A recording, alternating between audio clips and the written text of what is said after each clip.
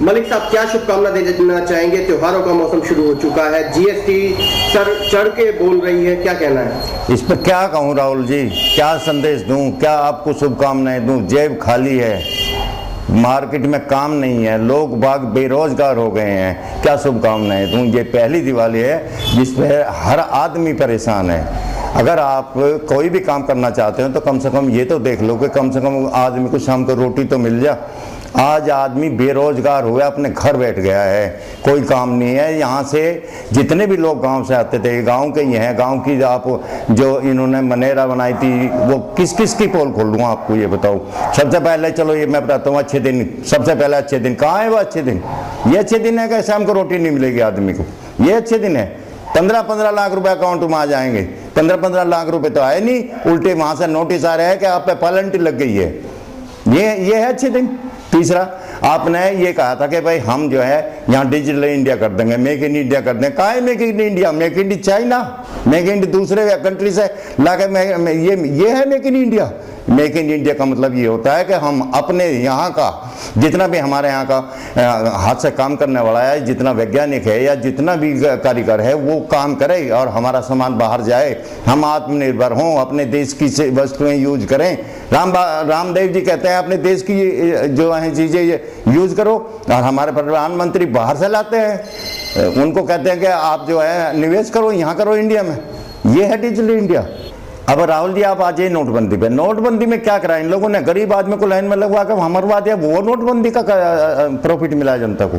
जिन आदमियों के लड़कियों की शादी थी उनका क्या हुआ ये पता है आपको? कहाँ से आए पैसे? और हमारा पैसा, और हम निकाल नहीं सकते भाई? ठीक है नोटबंदी है, आप हमारा पैसा जितना है हमारा, ठीक है आप काले धन वाले को पकड़ना चाहते हैं तो उसके दूसरे तरीके भी तो हैं। यही तरीका जरूरी है कि गरीब आदमी को लाइन में लगाओगे आप? तीसरे ये आ गया आप जीएसटी का। जीएसटी का क्या मतलब? ये थोड़ा ये होगा कि भाई आप एक जो यूज की चीज़ है जिसको गरीब जनता यूज कर रही है उसको तो तुम हाई यानी 28%, और जो आदमी अमीर आदमी यूज कर रहा है उस पर 6%। हवाई जहाज का टिकट के पे जो है जीएसटी 6% है, और रेल के किराए पे 22%। ये कहाँ का न्याय है भाई? दूसरी बात ये कहाँ से करेंगे राहुल जी? आप हमें बताओ। हिंदू मुसलमानों को बांट के क्या करा हिंदुओं के लिए? इन लोगों ने क्या करा? सर्वे वो मंदिर का मुद्दा, मंदिर में क्या दिल्ली का आदमी वहां जाकर खाने को दे देंगे? मंदिर यहाँ भी बनवा सकते हैं। वो जो है, मैं साफ बात कहता हूँ, मैं किसी हिंदू के या किसी धर्म के खिलाफ नहीं हूँ, मैं भी हिंदू हूँ। का सीजन चल रहा है, लेकिन हर इंसान दिवाली पर साफ सफाई करता है, लेकिन वो मजबूर है, नहीं कर रहा। मैं बताऊँ, अभी आपके सामने मेरे एक मुझका मिस्त्री का फोन आया था, भाई साहब आ जाओ सफेदी करवा लो। भाई साहब ये काम कर दूँ? मैं थोड़ा सा मैंने मना कर दिया। कहाँ से लाऊं पैसे? कहाँ से लाऊं ये बताओ ना आप मुझे, धंधा कहाँ है? अब पैसे तो पहले भी रिश्वत के थे, रिश्वत बढ़ गई है, काम घट गया है, रिश्वत बढ़ गई है, बेरोजगारी बढ़ गई है। और लोगों, आप भी कहोगे जो आदमी ये जाता था वहां से यार पूरा दिन की मेरी दाढ़ी छूटेगी, 300 रुपए की दाढ़ी है मेरी, पूरी दाढ़ी छूटेगी, मेरा काम हो जाएगा 100 रुपए। चलो महंगाई की मार अब की बार मोदी सरकार ठीक है जी, हम तो चाहते हैं ये पढ़े लिखे शिक्षित लोग हैं, ऐसे लोग जो उनसे एक इलेक्शन कभी जीत नहीं पाए, जनता का काम नहीं है। ये हमारे यहाँ के इन्होंने कानून मंत्री और व्यवसाय मंत्री बना दिए। क्या हो रहा है? ये हो क्या रहा है? क्या कोई उसमें अर्थशास्त्री नहीं था? बीजेपी में कोई अर्थशास्त्री नहीं था जिसको इकोनॉमिक्स का दिया जाता, कोई नहीं था। सिन्हा ने जो बयानबाजी करी वो सही है? बिल्कुल सही करी, बिल्कुल सही है। जो आंकड़े आते हैं, जो मीडिया देते हैं, बिल्कुल गलत देते हैं। जसवंत सिंह जी ने और भी बहुत लोग हैं। मनमोहन सिंह जी, मैं अपने बात करता हूँ, मनमोहन सिंह जी ने पहले नहीं कहा कि आपके घट जाएगी, आप जो है अर्थव्यवस्था बिगड़ जाएगी, जीडीपी गिर जाएगी। हाँ गिर जाएगी, बिल्कुल कहूँ ना अर्थव्यवस्था। चलो मैं साधारण भाषा में, क्योंकि मेरे यहाँ ज्यादातर लोग ऐसे हैं जो बेचारे अपना काम करते हैं, उनको जीएसटी से भी पता नहीं, जीएसटी की फुल फॉर्म का पता नहीं, लेकिन ये जो है अर्थव्यवस्था बिगड़ जाएगी, हमारे देश की जो है स्थिति नीचे आ जाएगी, वो इनको पता है, इनको समझाना पड़ता है। ये तो बातें जो आप लोग करते हैं, ये जो बड़े वहाँ टीवी बैठ के हैं, मैं 90% आदमी को देखता हूँ जिनको समझ में नहीं आती टीवी में ये क्या बोल रहे हैं। अभी इन्होंने जीएसटी के पैसे कम करे, वो ऐसे व्यापारी को ऐसे समझा रहे डेट लीजिए 4 घंटे तक बैठ के, वो उनके समझ में क्या है, जो अच्छा भला आदमी बैठा पढ़ा लिखा आदमी, उसकी समझ में नहीं आया ये क्या बता रहे हैं, ये क्या करना चाह रहे हैं। तो बहुत बुरा हाल है।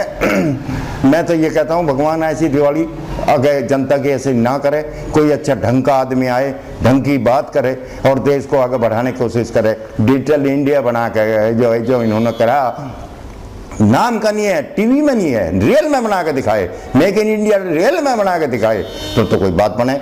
अब मैं इनकी बात करता हूँ, कई बात है, ये कई रोजगार की बात है, ये जनसंख्या की बात है। जनसंख्या पर तो कहीं बात नहीं की जाती, कहीं बहस नहीं होती, आप उसमें बैठ लो।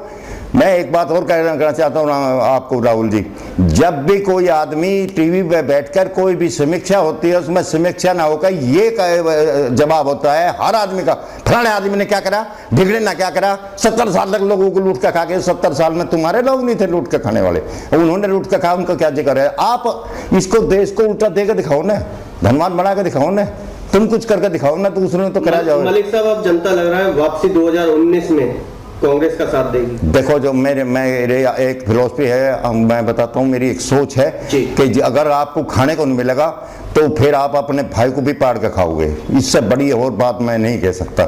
जब खाने को नहीं मिलता, पेट जो है उसको, पेट को आपको रोटी चाहिए, और रोटी की जब आएगी जो रोजगार होगा, आपके धंधे होंगे। एक समय हमने 100 रुपये कमा लिए और महंगाई कम है तो हम 100 रुपये में अपने पेट भर सकते हैं, लेकिन अगर हमारे पास पैसा ही नहीं है तो हम कहाँ से लाएंगे, फ्री की चीज़ भी कहाँ से लाएंगे, किराया भी तो चाहिएगा, कहाँ से लाएंगे हम, क्या कर देंगे ये, कितना वो कर देंगे ये 1 साल के अंदर। और हमें 1 साल जो है, 1 साल और दे दो, अगली योजना में कर देंगे, क्यों भाई, कहाँ उन्होंने नहीं मांगा। मैं ये थोड़ा कहता हूँ, हर पार्टी में हर आदमी बढ़िया था, पिछले जो आए सब बढ़िया थे। शास्त्री जी थे, जब वो गुजरे, उनके घर में क्या सामान मिला, एक छोटा सा स्कूटर, 4 जोड़ी कपड़े थे, उनमें भी एक कोट वो था जो जवाहरलाल नेहरू जी ने उनको दिया था जब वो मंत्री बने थे। लेकिन उस आदमी ने अपने देश के लिए करा, आत्मनिर्भर उस आदमी ने बनाया अपने अनाज। मोदी जी देश के लिए नहीं कर रहे, क्या कर रहे हैं बताओ मुझे। ये कर रहे हैं कि सबसे घटिया देश जो चाइना है, जो हमारे छाती पे चढ़कर रोज मूंग दलता है, उसी आदमी को वहीं जाकर उन्हीं को यहाँ लाकर उनको कहते हैं कि यहाँ आकर वो करो। क्या करते हैं, अंबानी जी ने वहाँ से मंगाए, फ़ोन मंगाए, और वो हम 1500 रुपये जमा करके आपको फ़ोन दे देंगे। क्यों भाई, टैक्स नहीं दोगे? 1500 रुपये का उसको बेच दो ना, क्यों सिक्योरिटी क्यों जमा कर रहे हैं आप? उसको 2000 का बेच दो ना, 1500 छोड़ दो, और गवर्नमेंट को टैक्स को जीएसटी से बचने के लिए 1500 आपकी। क्या मोदी सरकार पूंजीपतियों का साथ दे रही है? बिल्कुल दे रही है। अडानी, अंबानी, इनके अलावा कौन है? दूसरी बात ये, हर चीज़ का है, सबसे बड़ी बात है खरीद फरोख्त।